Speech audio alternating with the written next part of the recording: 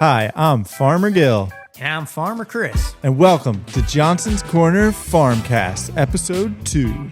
Today we're talking to Danielle Wainwright of Clover Valley Farms. She wears many hats. She's an entrepreneur, a farmer, a mother, a wife, and an advocate for women in farming. If you've ever wondered about cows, beef, artificial insemination, fear-based marketing, or mental health, this is the episode for you. Right. So, Danielle, thanks for coming out. I know it's always hard to get farmers off the farm. As Chris and I are reaching out to people, asking them to come on the show, everyone's pumped, and then they're like, wait, I got to leave the farm. And then it's like a whole oh, man, scheduling is an issue. So we really appreciate it. We know your time's valuable. Can you just schedule it next time, like on a rainy day? Yeah, okay. I know, right? I was trying to do, yeah. Right? Yeah. Those downpours a few weeks ago, we were like, we're going to get somebody in, and then we had nobody. Yeah. Of course, it's like 72 and sunny out there. There's a million things we can be doing, but yeah, thanks for coming out. Absolutely. Yeah, so Danielle, we'll kind of start at the beginning. So you didn't grow up in a farming family, but you married into one. So you've had this kind of unique journey into farming. Can you just kind of bring us through that from the very beginnings? Absolutely. So before I got married into agriculture, I myself got into agriculture through 4-H. I joined a 4-H dairy group and found my love for cattle there. Can you, before you keep going, can you just tell us about 4-H? Because I'm also married into a farming family. First time I heard 4-H, I was like, I don't know what this means. Yeah. So tell us about 4-H. Burlington County has a really strong 4-H program where they report every month at our border ag meeting. And it's like a lot, like in the 30s, I believe, many groups that they have where it's just different. It's not all agricultural based. There's not any dairy farmers left in Burlington County, so there's not a dairy group anymore. Heather Pearson's trying to do a livestock group, so they're trying to bring cattle, some type of cattle, into Burlington County. They have like a fishing group, they have knitting, they have just kind of like a Boy Scouts, I would say, just a group. Clogging. There is clogging, yeah. yes. So just different hobbies that kids have. They make these groups and just go on field trips. And before H, overall as an organization, it's just an amazing organization. Yeah. So what was kind of the thing you did when you were doing 4-H? When I joined 4-H, I joined a dairy group. So I showed dairy cattle. Oh, neat. And then loved dairy cows so much. I graduated high school and then went to Delaware Valley, was college then, now it's university, and graduated with a degree in dairy science. I wanted to be a dairy farmer. So what does that entail, dairy science? Because when you told us about that, I didn't even know that it was a degree. And, for me, I consume milk, I eat cheese. I'm just like, oh, it's milk. What is there more to know about it? So absolutely a lot. So I actually did it probably a little bit backwards. I'm always being frugal, right? I went to BCC first and then went to Del Val. It may be different now, but I couldn't do it in 4 years because it's so many dairy classes and there's steps where you'd have to take one class before you could take another. And I just couldn't get it done in what I thought 2 years. So I ended up having to go to Del Val for 3 years. But so many classes, nutrition, animal nutrition is big. I now use that, even though I'm not a dairy farmer, I'm a beef farmer. I use nutrition every day. We make our cows feed. What else did I like? We'd have husbandry. I'd go and trim hooves, you name it, draw blood, give birth. I artificially inseminate our cattle. A lot of science. So, I probably blocked that science part. So like there's biochem. way more that goes into dairy yes. than the average person, like, myself. Yeah. I have no idea. Yeah. That's awesome. That's cool that there's even a degree like that. So where did that passion come from when you were showing dairy cows in 4-H? Where did that even spring from when you were younger? So then when I was working on the dairy farm that I was showing cows for, which happens to be Fred's dairy farm, full circle. So then I milked his cows. I was the calf manager, so I was feeding the calves. Cool. I was doing everything and I could not get enough. That's awesome. But where I went to high school, we didn't have an FFA. We didn't have anything like that. So I was definitely the outcast in high school, was very much teased in Florence. Okay. Gotcha.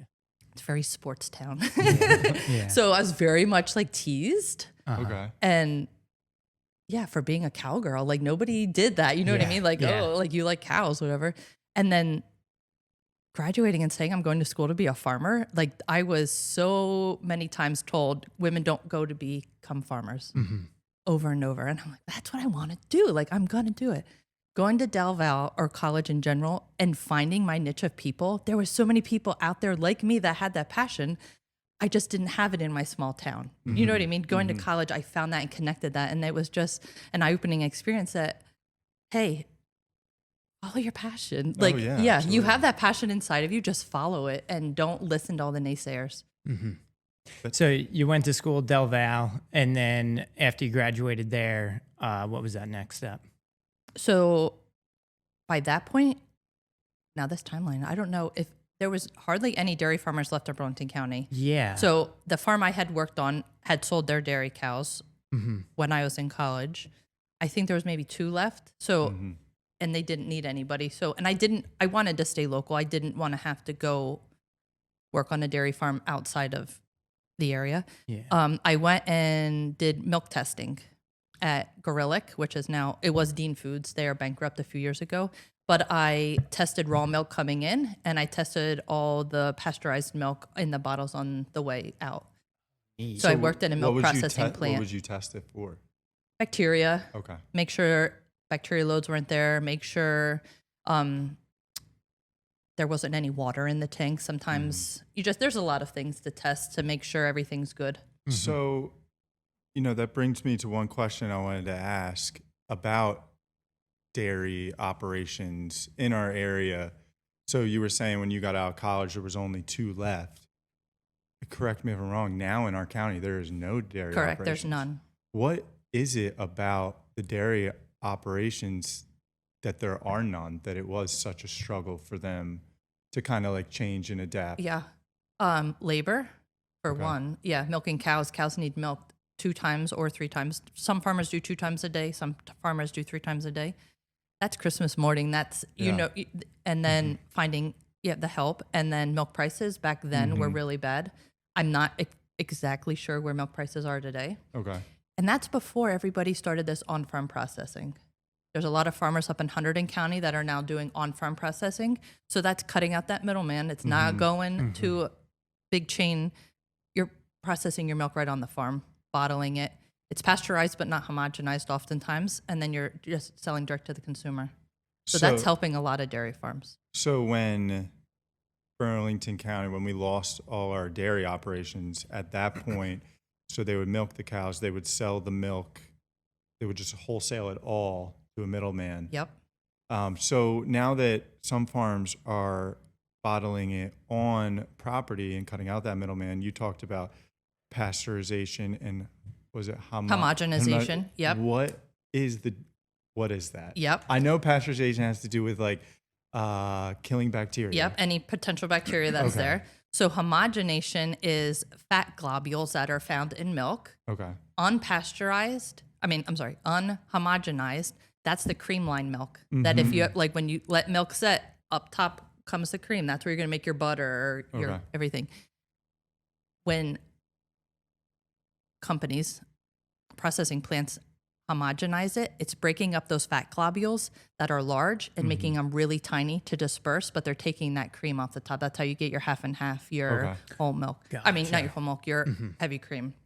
So milk that is not homogenized, like you said, it has the cream line milk. That's like old school milk. Is there, like, what's the difference between that? I mean, as far as like, is there health benefits? Is there any like higher fat content with that cream line? And then people now can make butters, and it's harder to make butters when the milk's been homogenized.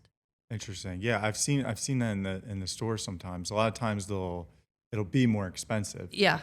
But it what is really pretty should cool. it be? Because it's not doing the step. It's a less of step. a process.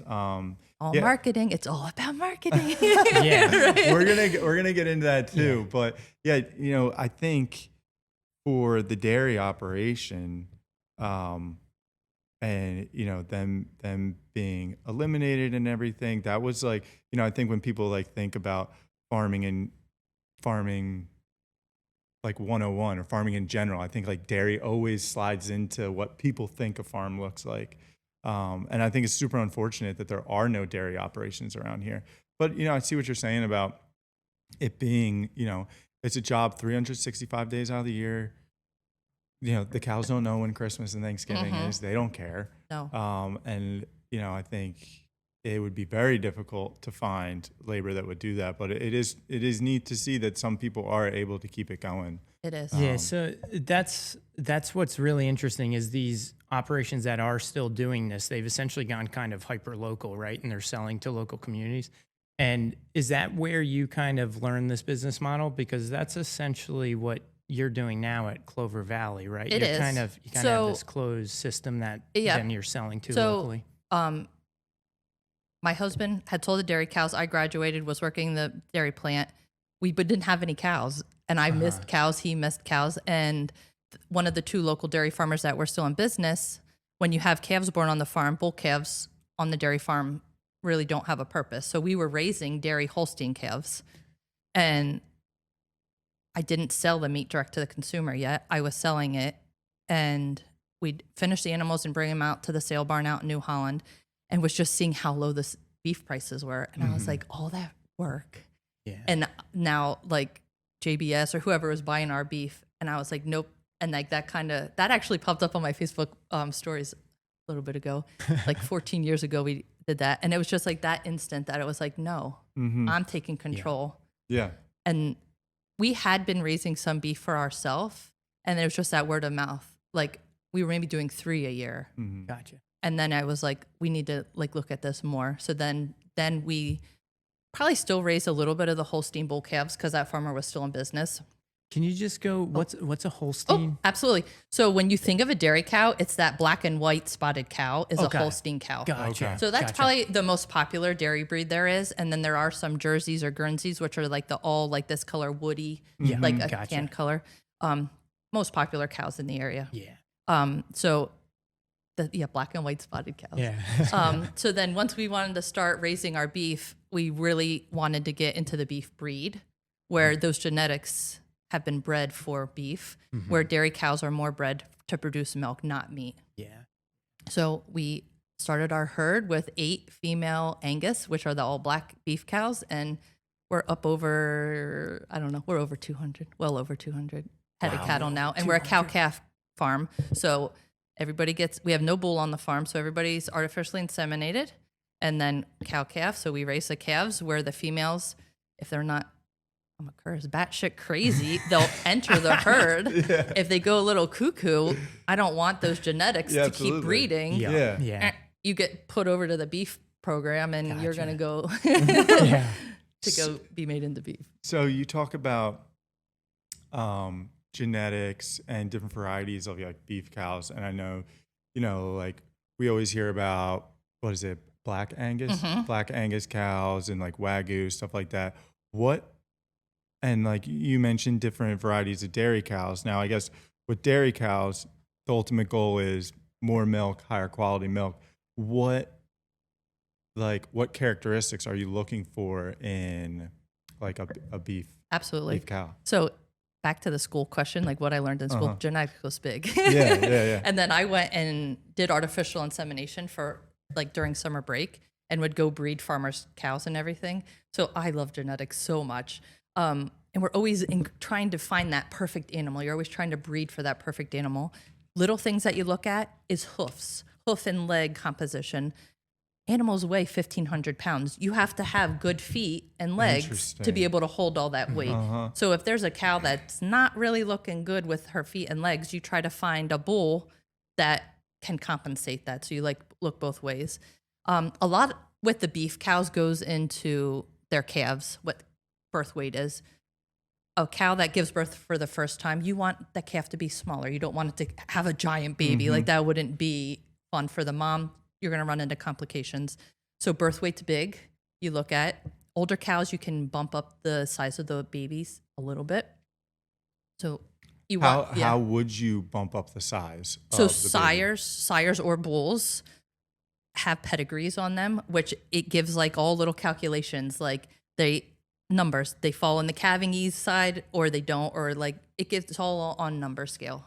Wow. So this is like blowing my mind. I know. Like these scales, are you and Fritz Yeah. creating them? Okay. No. Or are they like kind of There's breeding companies that these bulls live at, and they do tests, and then all the offspring, they constantly are testing to get all these calculations. Gotcha. So then you're getting this. There's these catalogs sheets that we and- get. Yep. Oh my gosh. Each bull And has then a you're- rap sheet. Yeah. Whoa. Where you get to Wow. see like what its daughters look like. Like it's Oh it's my crazy. gosh, that's wild. Yeah. Holy Wow. cow. So you're taking all this information, right? You're analyzing it all. Yeah, and And then seeing- you're making decisions based not only on that sire, but also What the obviously cow is. your- Yeah, absolutely. So And this is probably an anomaly. A lot of beef farms would probably bring in a bull. I'm friends with a lot of beef farms in the area. They bring in bulls. Mm-hmm. I don't know if it's the dairy side of the business that we both have, that we like the genetics, but we have a mixed herd of beef. So we have the Black Angus, but we also have the Wagyu cattle. So that's its own semen in general with the steers that we have to, or bulls we have to work with. We also have White Park, which is an all white cow with little black like ear tips. And then we have Herefords, where the all red cow with the white face. Mm-hmm. I like color out there. It's like my chickens too. Like I have 500 chickens, but like they're all different colors. I love seeing like rainbows out there. So when you talk about artificial insemination, let's talk about that process, because I'm sure. Wait, yeah. Do I we have to keep have this to, PG? yeah. Not necessarily. Not that it's dirty, but So- just my terminology. Yeah. I get So flat. you purchase the semen From a organization that collects it. Yep. and it comes An in the- accredited. it comes in the mail. Yes. And like a giant tank on liquid nitrogen. Okay. And then each straw looks like a coffee stirrer straw, about that size, and gets loaded to a gun about, I'm trying to get it like that size, I guess. Yeah. And then a cow is in heat 28 days. Oh, you're going to test me on there. Fred's going to be like, that's not right. We're in there. 22 days. Oh, we're right in there. Okay. Once a month. And then you have 12 hours to breed that cow once Okay. you see her in heat. So how do you? I'm sure. You get the notes on the bulls that you breed with. I'm sure you have notes on all of your female cows too. So is there like how do you decide which calf you're gonna do? I know having them be in heat is a factor. Yeah. But I'm sure like if they're all in heat, you're not gonna breed them all, or do you pick and choose which ones? All the females that come in heat, we probably, by the time they are in breeding age, it's about 2 years old. We know if you're crazy or not. Yeah. Like which way we want to go. Okay. Yeah. So then So everybody, that's the determining factor is whether or not you want to breed them. And then some cows have trouble conceiving, just like humans do. Try and try and try. We'll give them a few months. If not, Yeah. sorry. Yeah. You get put over into the the beef.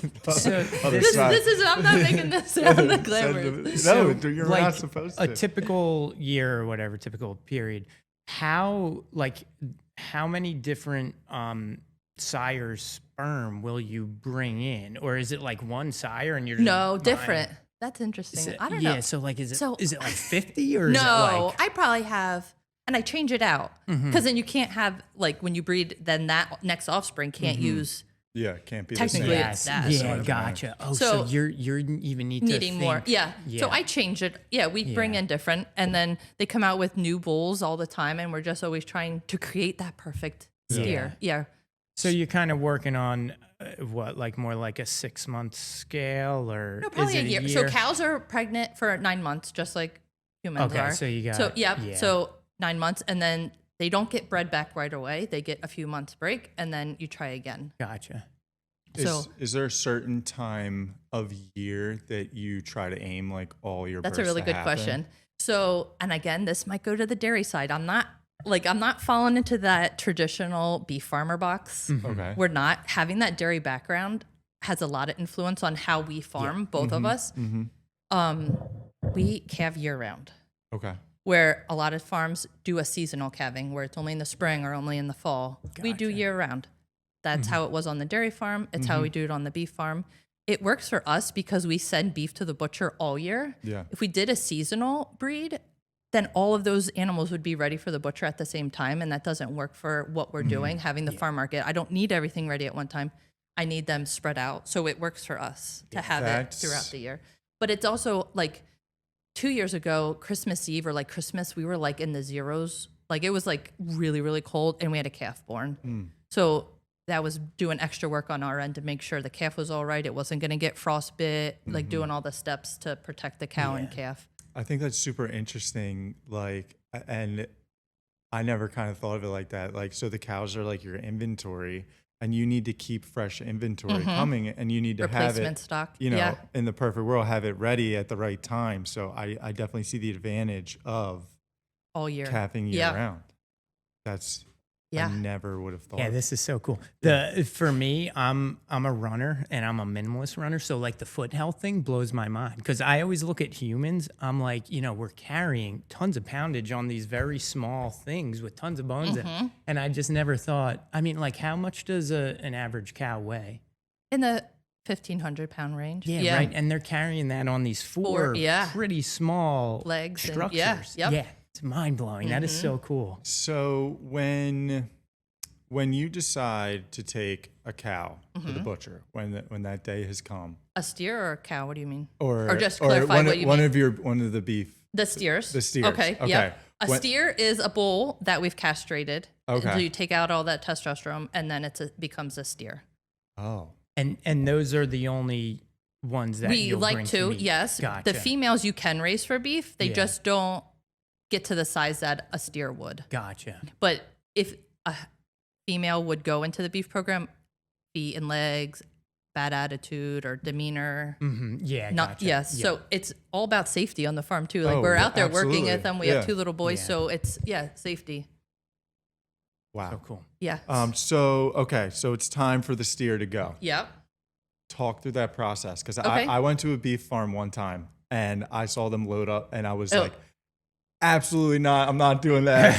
It's hard. That just was like, I don't want to be a cowboy necessarily. Yeah. So. No, it is. And it's hard. I don't know if it was becoming a parent that kind of like did that switch or like, I don't like, I cry all the time. But it's the mentality or the thought process from birth to 2 years, 18 months when they're going, we give them the best life we can. Yeah.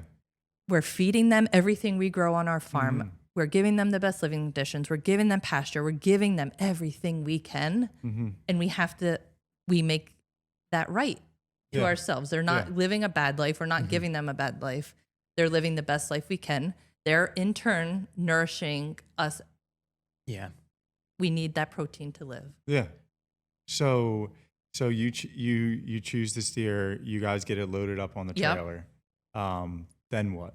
Then we hire actually a professional hauler to haul it to the butcher for us. Okay. That's something we can do, just how busy we are on the farm. It's just helpful to hire him just to take. We have no butchers in New Jersey to use. So hauling is a 2 hour, it's 4 hours round trip, 2 hours one way to the butcher. And just helps us not have to be 4 or 5 hours off the farm when we need other things to do. Yeah. And who we hire was a dairy farmer also from South Jersey. And then when he sold his dairy cows, he became a professional hauler.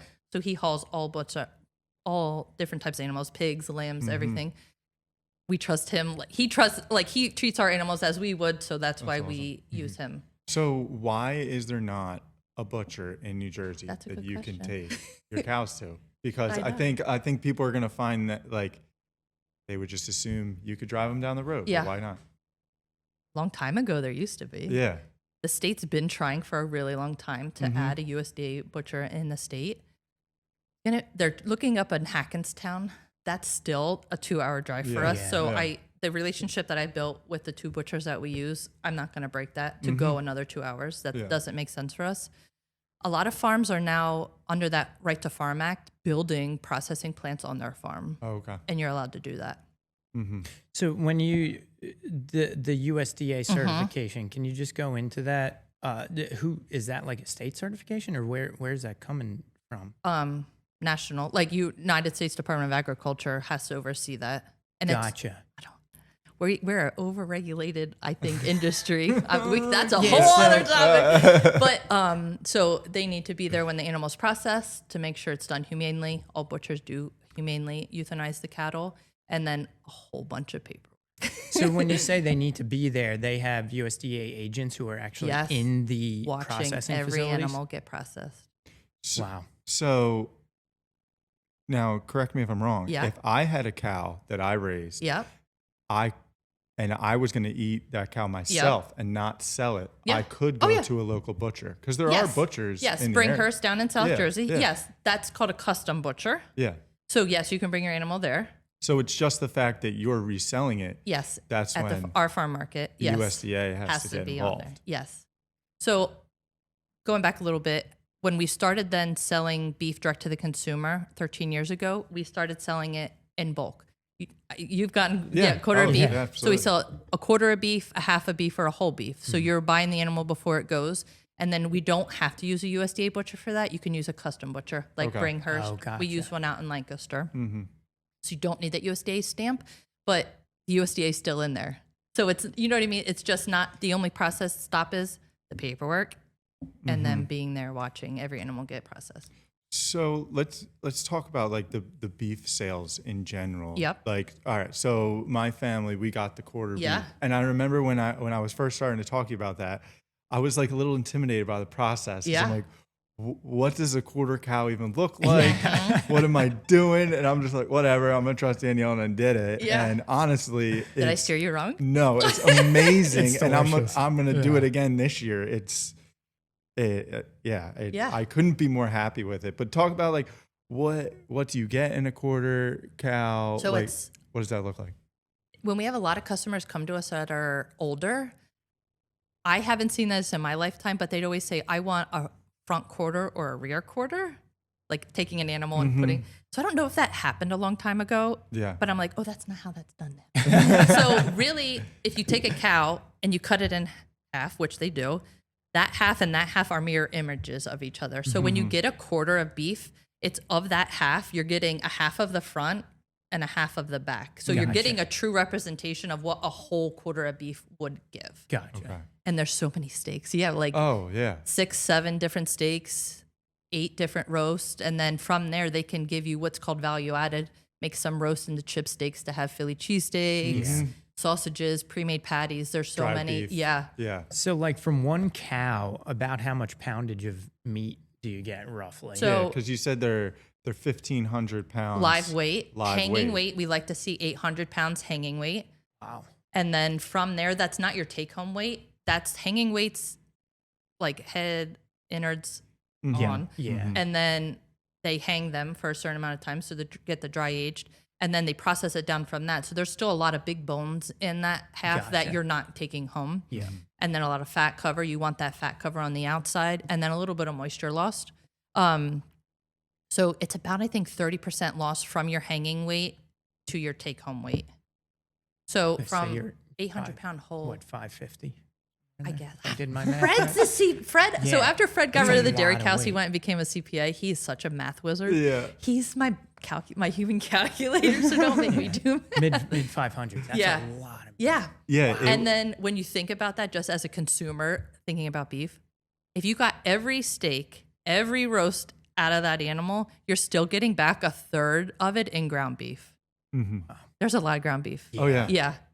Yeah. I've had to get a little creative with the Oh, ground beef. ground beef. Yeah, Yeah. it's good. I made Yeah. a lot of chili this Yeah, winter. right? Tacos. We're a huge taco family. But yeah, that this past fall when I got it, it was my first time ever doing that. And for like our reasons for doing it is, like You know how it's raised. I know how Yeah. it's raised, and you go buy the beef at the grocery store. I don't know how fresh it is. I just it very well could be fine. I just wasn't sure, and so reaching out to you and seeing you on social media how the cows are raised, I was like pumped to get in on that. And the other added bonus is the convenience of having all this beef in my In house. your freezer. Yeah. We have 3 kids at home. We can't ever go anywhere or do anything, and it's so easy having it all there. Yeah.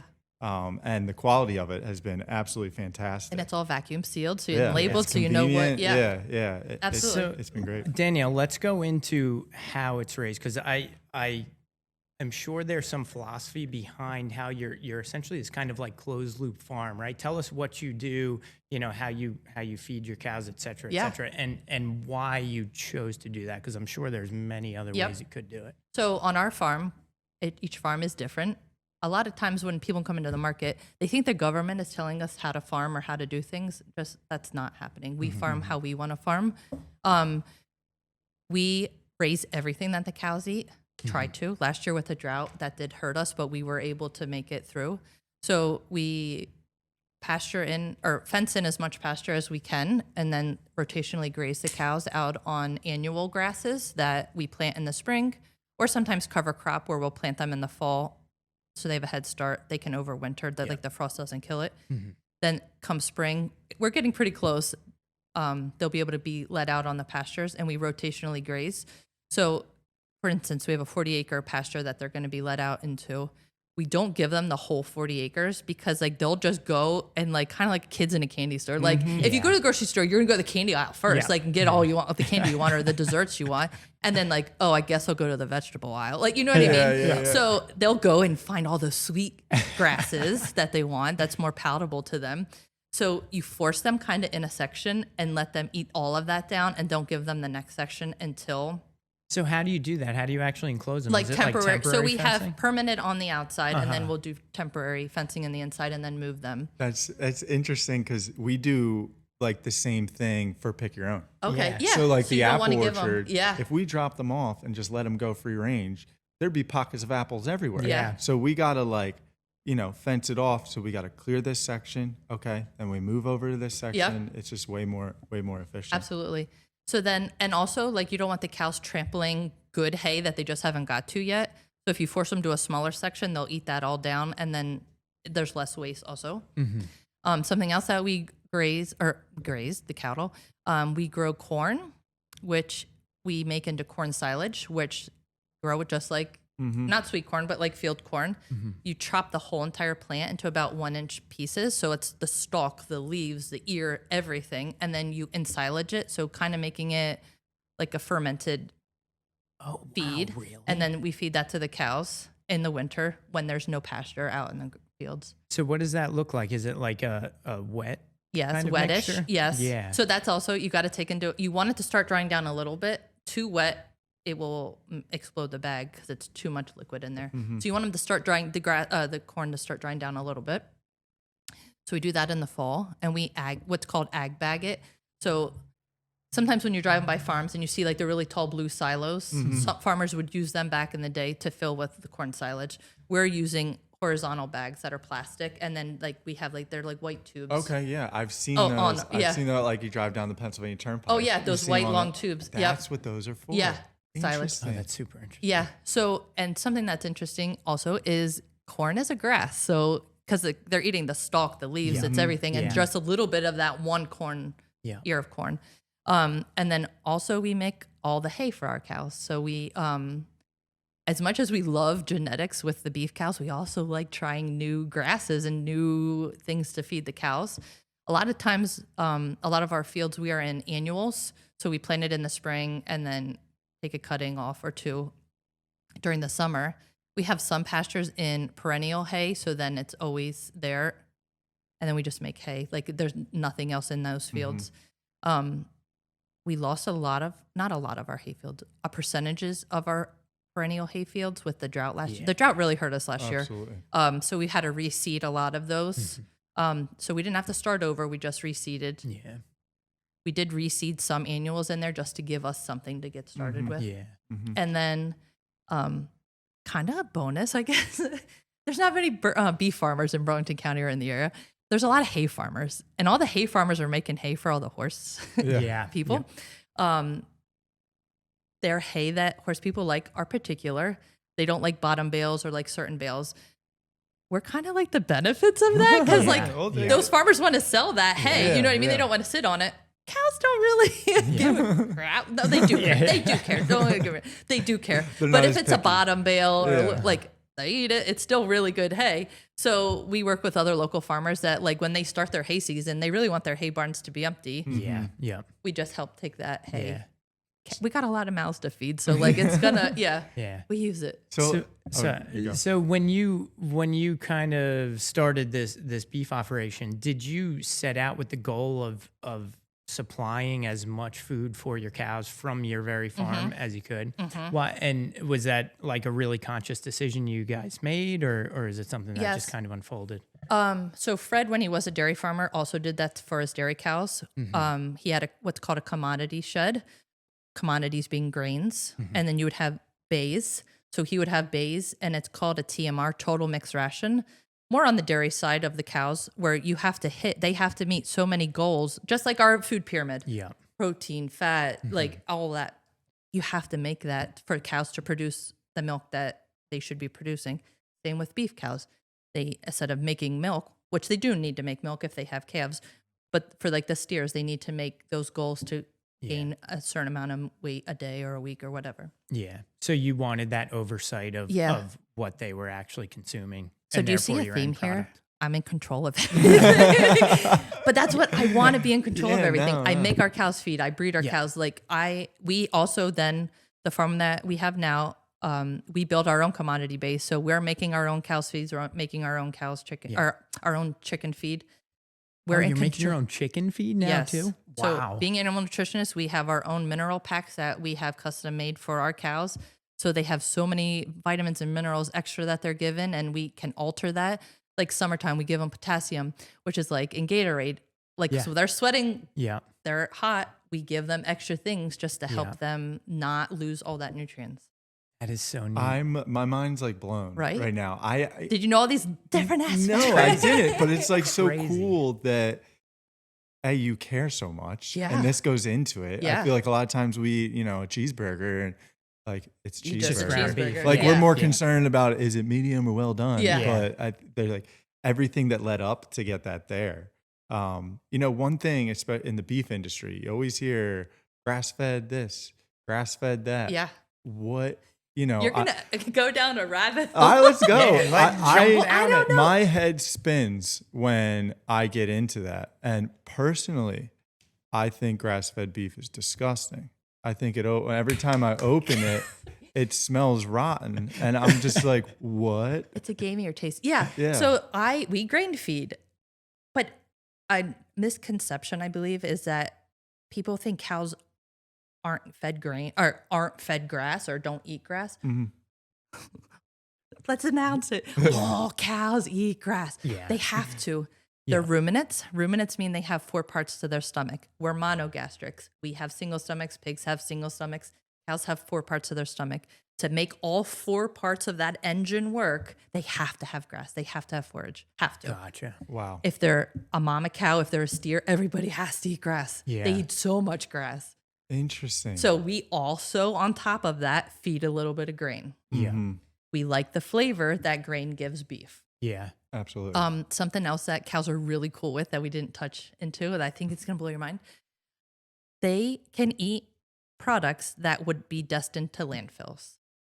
Really? Like what? Let's go into it. Yeah. So a lot of byproducts is cottonseed.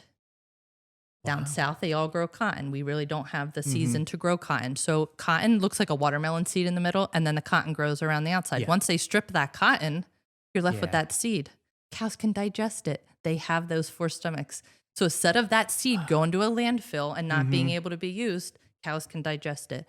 Another one that I love that it just hauling is too much to bring in, citrus pellets. After they're done making all the orange juice down in Florida, they squeeze all the oranges to make us orange juice. All that pulp, all that rind gets put into a pellet. Cows eat that. It's a good feed for cows. That's wild. Another one that we can do locally, all these craft breweries that are popping up, all those grains. Yeah. It's barley, it's rye, whatever that brewer is making. Cows eat that. They can get all that nutrients left still in those spent grains and be able to make that. So are you sourcing, are you using all these things, and are you sourcing them from?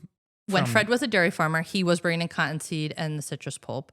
Now I would love to. The price for hauling is just too much to make that work. Yeah. Brewers grains, yes. We work with local breweries that we bring in their grains. Oh, that is so neat. So yes, and if cows did not eat them, they would go to the landfill. Yeah.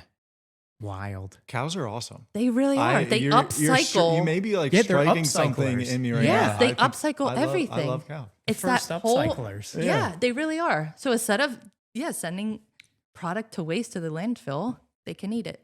And a lot of things that cows are really like, they'll put cows a lot of times on ground that can't be farmed. Mm-hmm. Like if it's rocky or hilly or something. So like they're able to make use of land that really we couldn't make profitable with row crops or whatnot. So back to like grass-fed beef. What did you see? I put her out. Like why? Like, you know, I hear people question. say, "Oh, it's better for their stomachs. They don't fart as much." So I don't. the methane, The methane or and all whatever. that. That's all the same. Yeah. That's all the same. Why? I guess it's just fear-based marketing, A lot of that is, yes. and it gets us to pay More $5 for to grass-fed. $10 more Yes. for a piece of steak that's probably less quality. Yes. So where is that coming from, or what are kind of the origins of that? Everybody has marketing different push? philosophies. It's like your organic farmers or your conventional farmers. Mhm. Everybody has their own philosophy how to do things. Mm-hmm. It's hard. You have angles. Everybody has an angle what they're going to push. Is there somebody that did a study that grain-fed beef gives something or has low or something? And it's like when you look at the studies, like I don't even know which one it is. It's like such percentage-wise a small difference that like, but they're like, oh, it's higher. Yeah, it's higher by like 0.001 or like, but it's still higher. I don't believe that. I'm more of a see how your farmer farms. Yeah. See what we're doing. Cows still eat so much grass. Yeah. This little bit of grain. Yeah. I don't. So And then- how are go you ahead. combating some of those fear-based marketing pushes? What are you doing to kind of educate people or Social media. I've taken a little bit of a break from social media, but I'm really big on social media when I was active. You are hilarious on social media. Yeah. You Awesome. crack me I up. don't have no filter. I don't. No, I that's a just good say it like thing. it is. Yeah. People need less filters these Yeah. days. So I show people how we farm and everything. And it's hard that you look at 100% of the population, you have, I think it's 30% that are diehard, believe in everything agriculture. And then you have 30% on the other end, which are your activists that are anti everything animal-based agriculture. It's that middle 50, 60% that which way do I go? Yeah. Showing what you do, it shows them everything. And that's why I share on social media is because I want people to see how farmers are farming, how dedicated we are.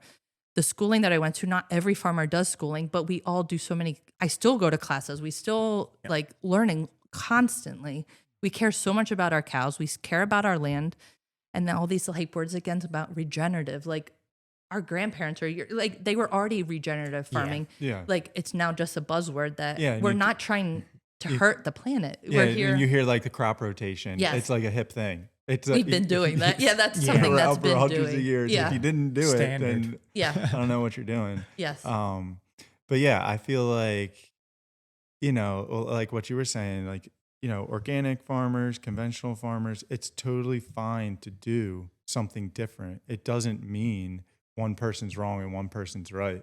And I think what you're doing is awesome and trying to, you know, not necessarily point the finger at someone else, but just saying, this is what I do and this is why I do it. I think if we had a little bit more of that, it'd be a little bit, you know, more cohesive. I do kind of see it changing a little bit. I think like probably 10 years ago, it was like organic and conventional were like big enemies, but I think it's kind of like coming together now. I feel like it is. Yeah.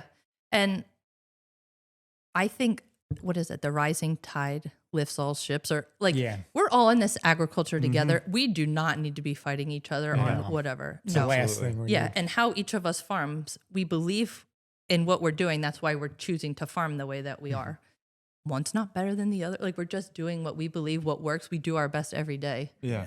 Yeah. And we just have to support each other. And people, and that's a lot of just education. We have people come in the market that'll say, oh, like I want your organic meat. And I'm like, I'm not organic. Like I'm not organic.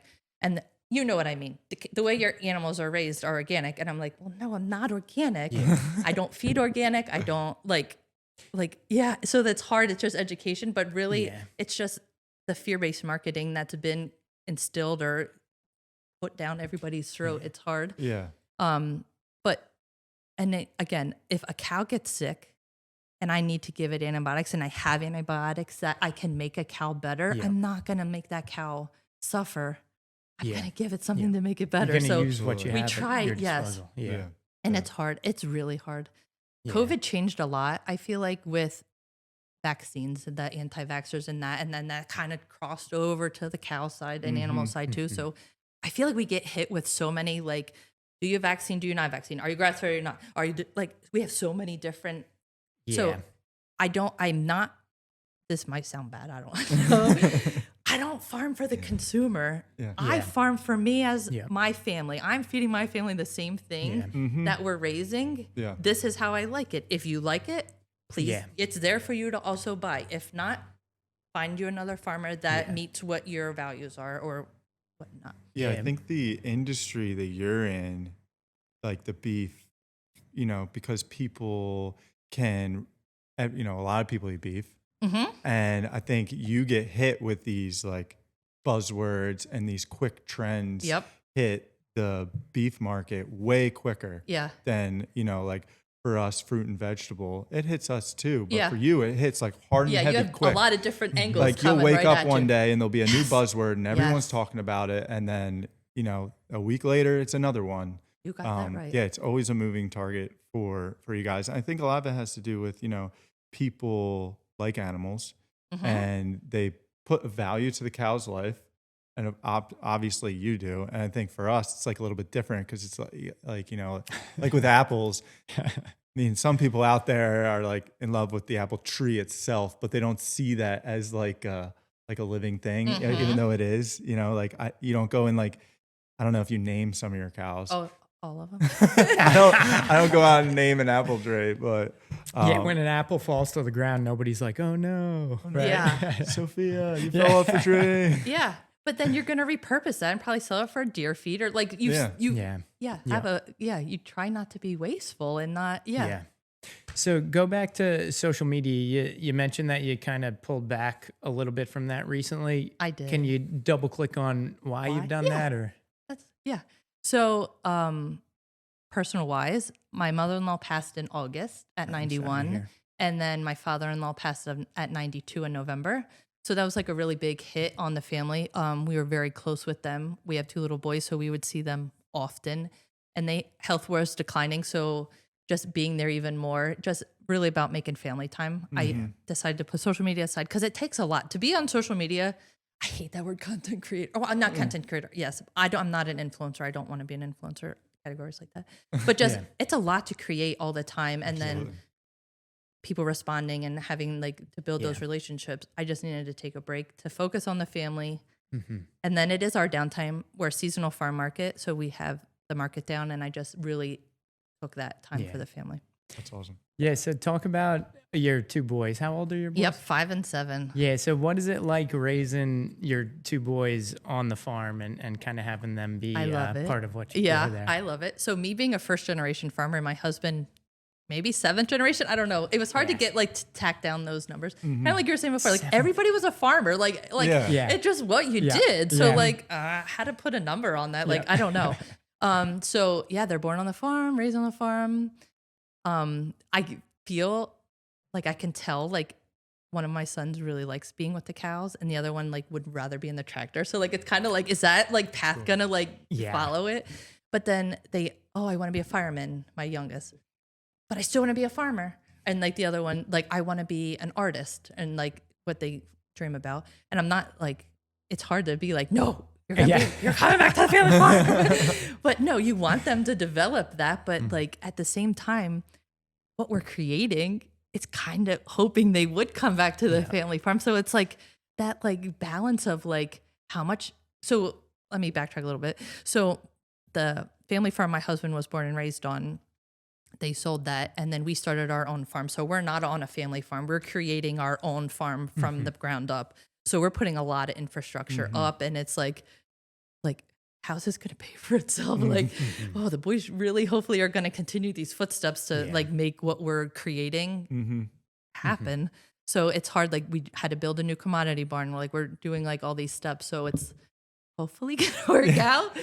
But you don't know. Yeah. It's I know like for me in my journey back to the farm, because, growing up, born and raised here, I never really like, I think when I was younger, I always thought I would come back. And then when I was older, I kind of drifted away.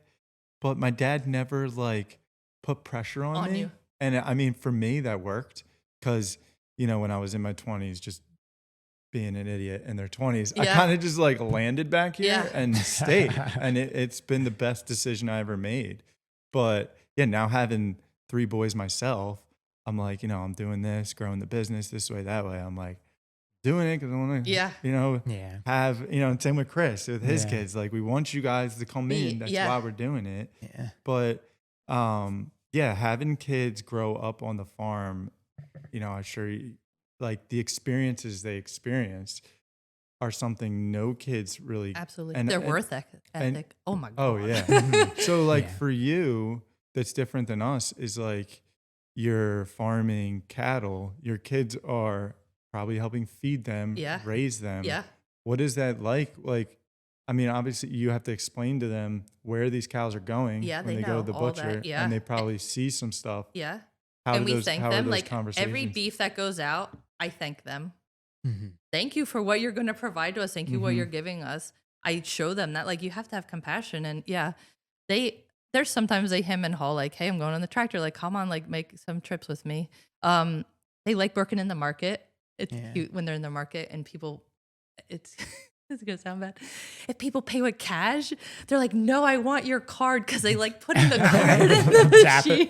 And I'm like, sorry, it's all right. But no, they like doing that. They like making, but they like making change. So like, but just every aspect of the farm they're having and they're letting, and they'll come up with ideas. Like Parker drew a picture or a book and he said, are we creating little entrepreneurs? I'd like to print this and sell it in the market. That's and I was awesome. like, yes, but I love that idea. And it's just being open to that. Don't say no, like shut it down. And it's hard. Like when Fred's dad was still alive at 92, he was still so mentally with it and had planted corn last spring for his 75th year or something. So like very much with it. Yeah. And it's hard that like that older generation of this is how it's been done. This is how we're going to do it, the kind of thing. Like that's over you. But then like, starting our own farm, we kind of were like, no, we get to do it our way. And then, but even so we grow Sudan grass, which is like for cows to eat. It's like it's grown in Africa. It's really good in the drought. So we did have a good crop last year with the drought. But like when we first told Fred's dad that we were going to be growing this, he was like, what? And then like still at 90, he would read Lancaster Farming, like all these ag magazines. Like he did not stop learning, even at 92, like always reading, always finding me articles and like cutting them out and like, here, this is on how to open a farm or like what to do in your farm market. Like he was so into it. And then all of a sudden he was like, oh, I read that article on Sudan grass. Oh, I think that's a good idea. That's awesome. So I was like, okay. So like, it's that you got to give space to grow and to create and to like make it your own. Yeah. And it's hard. And like, cause you want to, what your vision isn't what somebody else's vision is, but just try to be open to all of it. And yeah, I think one of the things a lot of farms where they struggle or what may end them is like that generational changeover and the mindset of the older generation, younger generation coming in. Cause it's like that, like what you were saying, oh, we've done it this way. It's worked this way. Younger generation coming in. I think it speaks to a lot to Fritz's dad's character and having that open mind and letting you guys do that and like being creative, stuff like that. Cause, me coming into the business with my dad, it's kind of like similar in that way. Like my dad's open to new ideas, trying stuff, being okay to fail is a really, that's allowed us to be successful in certain things. And it's just interesting how like something like planting Sudan grass, like if he was super against it, could have turned into a way bigger issue, like certain farmers that, this is how they do it and they take it personal because it is personal. Yeah. It's their land on when something changes. Yeah. So I think being able to have that open mind and being able to try new things and, bob and weave certain ways really kind of helps you be successful. Yeah, for sure. So Danielle, you're a lot of different things, right? You're an entrepreneur, you're a farmer, you're a nutritionist. Yeah. All right. You're a mother, wife. And you're also a big advocate for women in farming. Yeah, I was wondering if you were going to go there. Like, add that cap on. Yeah, that's one of your many caps. Yeah. So can you put that one on for a second? Yeah. And tell us so about I that? am the chair of the New Jersey Farm Bureau Women's Leadership Committee. That's the state wide. And last year I was chair of Burlington County Women Committee. Our county in Burlington County, for that section, we're the only county in the state that has a women's committee. So, Really? and we're really active. I didn't know that. That's awesome. No other county has a women's committee. Oh, that's amazing. So we're really active. Yeah. I love working on the Burlington County Women's Committee. I did take a step back as chair because I was chair of both state level and county level. It was just getting to be too much. So then took a step back. Love the new president, Morgan DeBoe. She's amazing. She comes to the Board of Ag meetings. Oh, yeah, right? yep. Yep. So she's a farmer over in Chesterfield and works for FSA. She's amazing. So then, step back so I could focus more on the state level, doing everything there. A lot of going to American Farm Bureau Convention that travels every year. It's a lot of I love Farm Bureau. Farm Bureau's there for us as farmers. They fight on legislative issues. Good policies that are trying to be passed or bad, they're there for the farmers. I get to go and vote. I get to use my voice on the board of directors to say, hey, farmers are for this or against this. And then on the women's side, just getting women in ag in New Jersey together, empowering us, using our voice. And last night we had a cottage food law seminar presentation with somebody from Rutgers, Meredith Melendez. Cool. And we had a great turnout for that. Just women taking control. I, so many years ago, was told women can't be farmers. I don't know if that's still a thing. I would hope it's really not a thing anymore. Yeah. But just going out and being entrepreneurs, it's just empowering to help other women do that. So what would you, for women who want to get into farming but don't know how or what to do next, what would your biggest piece of advice be for those people? Men or women would be to find, like our Burlington County Board of Ag, find your county agriculture. Every county has an agriculture committee. Ours just also gets a women's committee. Or like if you're I believe each commodity basically has its own group also. So if you're soybeans, there's a soybean group. Or if you want to do goats, like there's goat organizations that you can join and kind of find a mentor and ask questions. Ask a lot of questions. Yeah. And just see if that's an avenue you want to go down. Yeah. But then at our Burlington County Board of Ag, we have all the commodities there represented. So then going to a meeting like that, you're going to find somebody in that sector that you want to join that you can become friendly with. Cool. So mentorship is a big part of that, right? So and there's ways for people to reach out to you in order to kind of find a mentor through that. Absolutely. Cool. Neat. Yeah, I think it's definitely so intimidating to kind of get involved in the industry, whether it should or it shouldn't. It's hard, And I can imagine, being a woman coming into a male-dominated space, it has to be. Yeah, it's different. But I don't care. Like, I don't see it like that. Like, no, I know. I know what I'm talking about. Like, I have the absolutely. degree and the worth it. So have you ever had, challenges with people telling you that women shouldn't be in farming? Yeah, always. No, back then, yeah. So like when I was artificially insemining cows during school or like during summer break, there's some farmers that would not, like I was in as a relief work. So like their main people would get breaks or days off, vacation, and I'd go in and fill in. They wouldn't call if they knew a woman was on that shift or on that, and they just wouldn't breed their cow. Or they would call the guy that was on vacation and be like, yo, come. Oh my gosh. Yeah, just because you're a female and That they seems don't. so petty. So wow. Yeah, hopefully that's changed. I really hope that's changed. Yeah. But I guess, I just put blinders on and just go. You know what I mean? Yeah. Like there's a lot of times where people like sales guys will come to the farm and be like, I talked to the manager. Yeah. Well, you're looking at her. So like, yeah. Yeah, you're kind of impervious Yeah, to I'm it in the all tractor. now at Yeah, this point. and I'm picking what seeds also. It's a group effort, but like I'm just as much in the tractor as Fred is. So yeah, bring it. That's awesome. I don't, yeah. That's super awesome. Not really. So back to like raising kids on the farm and Yeah. everything and exposing them to certain things. So like, I mean, obviously they're being exposed to death.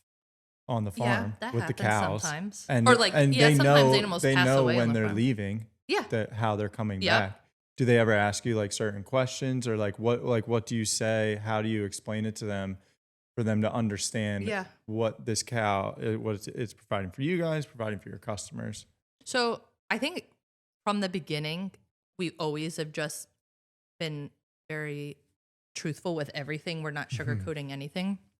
We also raise turkeys for Thanksgiving for the community. So like, they're in there always with them, and they know it's for Thanksgiving. This is what we're doing. We're going to eat them.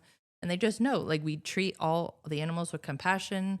We're nice. Like, we just, we're leading by example. They're seeing everything that we're doing. And even like my little guy, we have like these spring gates, and he opened it and closed it. It's really hard to do. Like, for a 5-year-old, it's hard. He was so proud of himself. That's awesome. We did it yesterday, and he tried it again this morning before school, and he's like, I did it again. So just like leading and showing, and they see it, they see death. And I think with the passing of my in-laws, it's hard, like cow side, like farm life, human life. They understood death maybe a little bit more, that they see, like sometimes some of our older cows would pass at the farm and we would bury them, and they understood that we're going to put them in the ground, and like they're not here anymore. So like it made maybe that human side of death a little bit easier, knowing that farm life death happens. Yeah. Even though you don't want it sometimes to happen. Or, I think for me growing up, because, us having our animals here and everything, and having to put down a goat, or knowing one was put down, or watching my dad do it, it kind of helped me put like a value on life a little bit more, and understanding that. That's a good, because I think, when people grow up somewhere else, or, the traditional upbringing in a neighborhood or whatnot, like that is not part of your upbringing at all. No. So like I grew up 3 miles down the road in a neighborhood, right? So, asphalt streets, sidewalks and stuff. And really the only dead stuff you see is roadkill on the side of the road, going by 50 miles an hour. We had a patch of woods behind the neighborhood. So, sometimes that was like my biggest exposure to like natural forms of death. So, raising 4 kids on the farm now, they see so much more. And I think back to what I was like as a kid. And, as I got older, death was shocking. It was a lot more shocking. And, my kids are 8, 6, 4, and 2 now, and they've seen so much more. And it's not this like slap in the face thing. That shock factor. Yeah, it is. It's just so interesting that they almost have a better feel for how life and death works than I did, as an 18-year-old. Yeah. So it's incredible. Yeah, we just had one of our goats that we kind of raised in our yard, Poncho. She just passed away. Oh, yeah. And my oldest, he's 3.5. And Finn, my middle one, he's just like 2-ish, over 2. But they like talk about it. We like had my wife had a conversation with them. They ask a lot of questions, and I'm just like, wow, like the depth of their I'm like, wow, I can't believe you guys are even thinking like this. And like I'm talking to my 2-year-old about our goat in heaven. I'm like, this is crazy. But I think like, it's hard. Like, I never thought I'd get like emotional talking about a goat. Well, that's why I try not to name them, because when they do pass. But it is cool that like how it sparks these conversations that I think normally people don't even have. See, and then if you do raise them to be processed to eat, like just what they're giving to your body and the protein that you're getting, and it comes full circle. And hopefully it helps them finish their dinner plate, because they know where it came from. I'm not there yet. No, I hate dinner time. That's such a I don't know what my kids eat sometimes. No, my 2-year-old now, I'm like, dinosaur do you eat chicken anything? nuggets. I know. I'm like, oh, and ketchup. pepperoni, really? and bread. That's not too spicy. And bread, tons of and bread. That's what my oldest eats right They now. get opinionated in this. I know. I think they do it just to mess with us. I really do, because I'm like, fine then. I don't give a crap. So go ahead. So talk about like decision making on the farm, planning out your day. How does that process work? I don't know. Every day's a different day. It depends. I don't know. I have plans most days. Yesterday, I thought it was like 12 o'clock. I'm like, oh, I should go in for lunch. It's 2 o'clock. I'm like, how did that happen? So I have an idea. I'd probably say weekly what I'd like to get accomplished, and you just try to knock it out. The rain, there's a lot of rain coming next week. So we've been in the fields a lot trying to plant and everything. So it's just a lot of weather-based things. right now. And then once that's all planted, then it's a little bit more flexible. Opening the farm market back up, being seasonal, like gives you that also flexibility. Now it's like, oh no, like I gotta be in the farm market. Decision making, it's hard. Like we like genetics, like on the cow side, plants. We're trying to plant new things this year. It's a little scary. Is it gonna work? Like, is it not gonna work? We talked about the zinnias. Yeah. Oh yeah, that's on the farm market. I'm still really scared about that. Something that we're planting right now is a forage soybean. So we're not growing soybeans like to grow for the seed pod itself. It's more about the leaf and all of that. Yeah, so it's forage. It's for the cows to eat again on that grass side. And just trying different things. And we like different values, giving the cows a lot of different values in grain. Every product has a different nutritional value for them. And we just like to give them a lot of options and makes farming a little bit fun too. Like if we had to grow the same thing, that'd be like a little, I get burnt out, I guess. Yeah, we grow, I don't even know how many things we used to grow. When my grandpa first bought the farm, the only thing we grew was sweet corn. Yeah. And now, I mean, probably 15 to 25 it's things. a lot. Sometimes it's a little like, it's definitely not boring. Yeah, no, yeah. Boring is not the word I would describe. It's a little overwhelming at times, but it definitely keeps you... I mean, we just put in the peonies and then blackberries, we're adding two fun. more for 2026. Trying to convince my dad to have more peonies. Yeah. He looked at me like I was crazy. No, that's a hard one, right? Yeah. Yeah. But I don't, and it's hard. Like, so we opened the farm market. So when we bought our farm, we were able to expand. There was farmland around. That's how we were able to buy. Some of that farmland is over on 206. So then I really never envisioned having a direct to consumer market. And then with that opportunity, there was an old farm market there, and we're like, try it. Like, let's see. So it's a great location. It is right there. Cool. Yeah. So, Fred really gives me full range of the farm market, which I appreciate. So in the beginning, it was like, I was bringing in like things that complement beef. Like, and then he'd be like, no, people just want to come buy our beef. And I'm like, I want more, I think. So like making him see outside of that bubble that he was in. So like we've created in the market I love. Now I want to maybe plant flowers. Oh, I don't know. I really don't know. Flowers are fun. All those hats I wear. I don't have another hat to put on. Yeah, you gotta like at one point you gotta like decide, what way do you want to go? Where's your passion? Yeah. Where's the money? And because coming up with ideas is easy. Yeah. I can come up with think we're serial entrepreneurs. I really think. Yeah. Do you think you are? Yeah. Like I like Chris and I, just at family dinner, we'll sit down and we'll bop out a couple ideas, and then we're like, oh, now we got to go do them. I think that's a huge common misconception of, the farmer today. Yeah. People think, we plink seeds in the ground and then stare and wait for the sun to come up and stuff to grow. Right. But we're constantly churning ideas. We're entrepreneurs who happen to farm. Yeah. Because especially like, our operations are similar where we're selling direct to consumer. Yeah. So it's like the person who's going to purchase our product, we don't know who that is when we're planning. So it's like, okay, like for us, like I'll stay with the apples. Growing the apples is the easiest part. Mm-hmm. Now we got to go sell it. Mm-hmm. For you, it's like growing the beef. Okay, got it there. Now I got to go get someone to buy it. Yeah. And that being able to bridge that gap, that's, it's difficult, but it's very rewarding. Yeah, it is. And then just going back to entrepreneurs, like just being a farmer, we don't get paid that. Like we're not filthy rich. So like we have multiple income sources, like where we have horse pastures that we rent horse plots out. We have house tenants. Like we have to have multiple income sources. Like we're animal nutritionists for some dairy farmers and other farmers.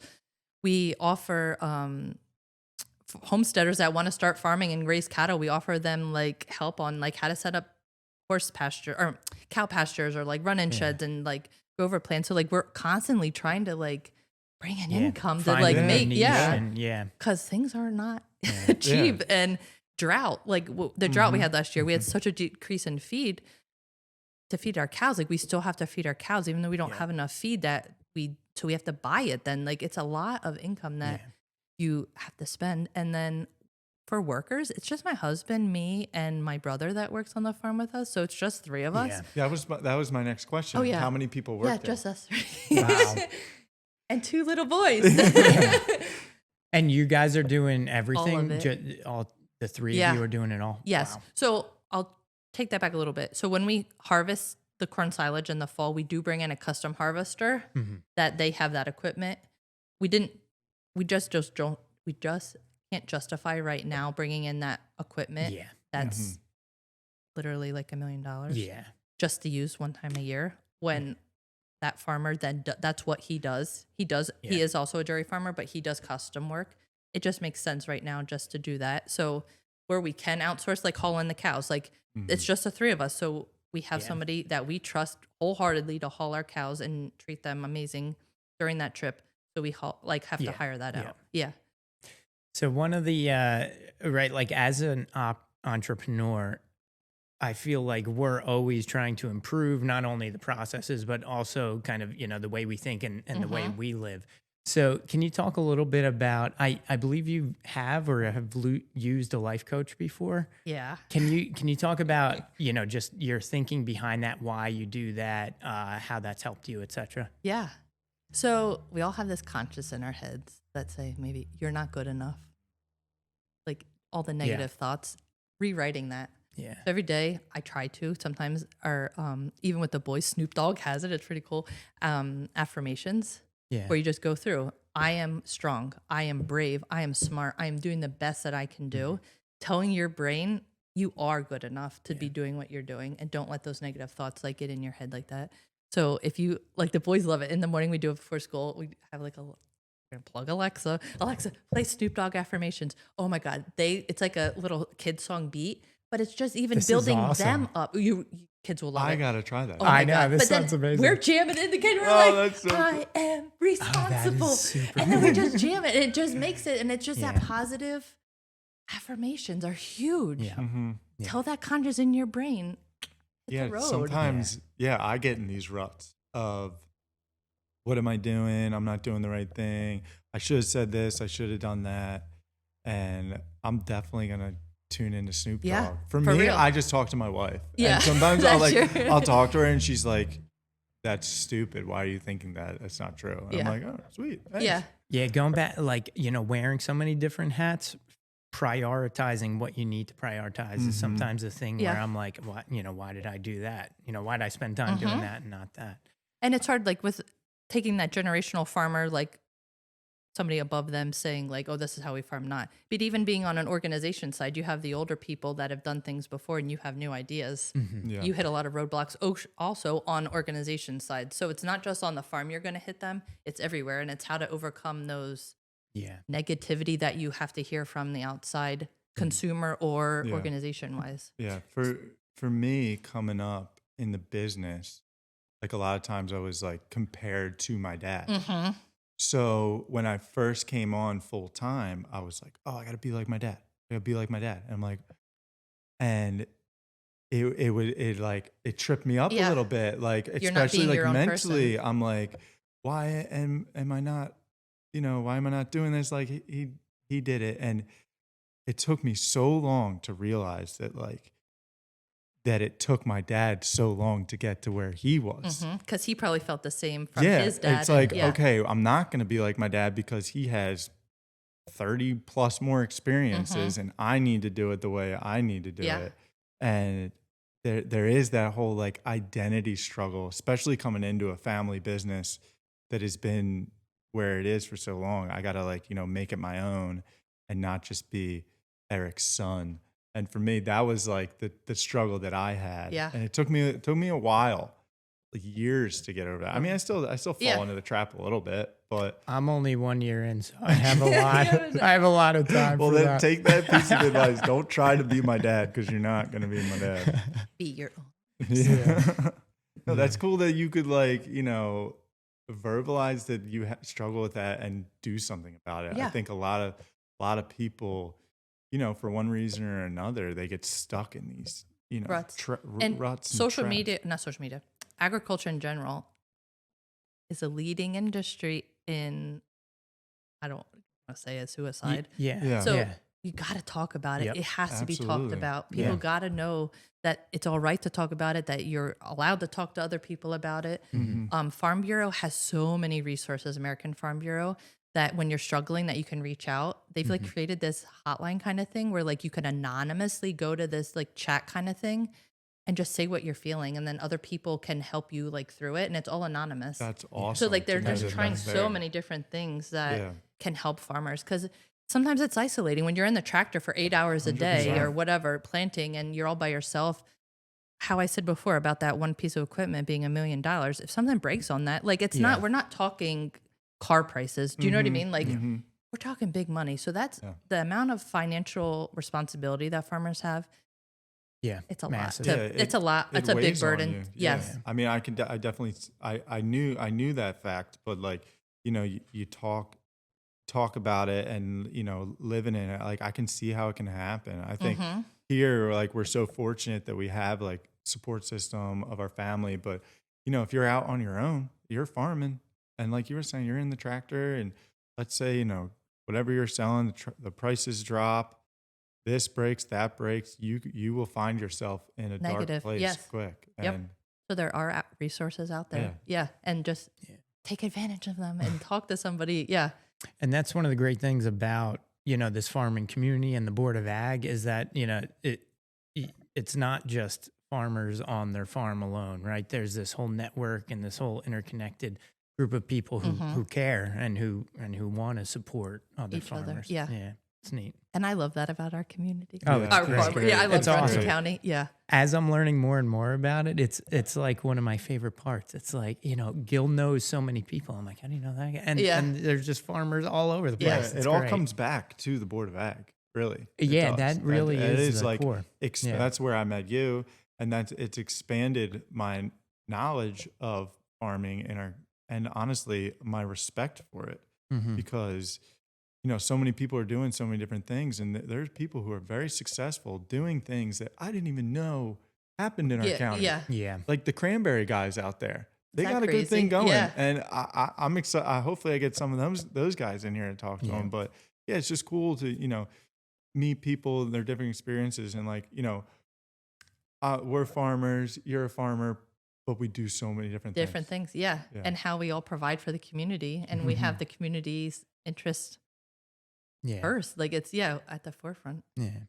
So besides Snoop Dogg, do you have another life coach, or do you do No. I do you had do a life other coach. things besides affirmations or A lot of affirmations. Yeah. And you can write. There's a book that it's like what you're grateful for, and you just like say like a lot of things that you're grateful for.